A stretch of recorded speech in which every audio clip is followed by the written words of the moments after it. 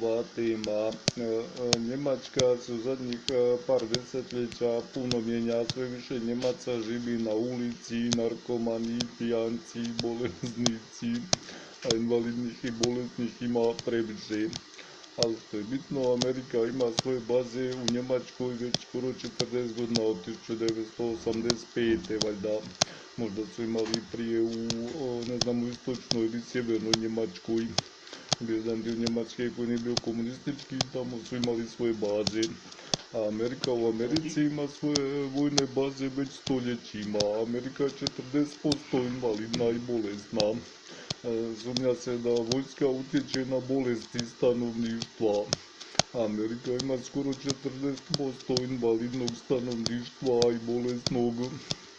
A osim toga, Evropljani su prije stoljećima ratovali protiv Amerike i ubijali Indijance, i ubijali potomke Indijanaca i američke političare i vojnike. A znači, Evropa je zadnjih godina užas, što bi rekao kako ispada.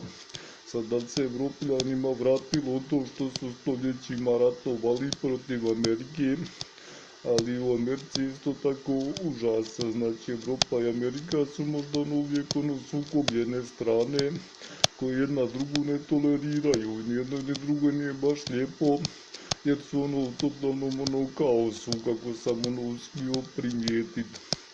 A osim toga, gdje god je puno bolesti, kao u Americi, Hrvatskoj, Engleskoj, Njemačkoj, Italiji, Sloveniji, možete sumnjati da tamo vojska napada. Hrvatska vojska Hrvatsku napada sa svojim partnerima, valjda sa NATO članicama, uz pomoć USA, naravno uz pomoć Bosne, Srbije i drugih zemalja.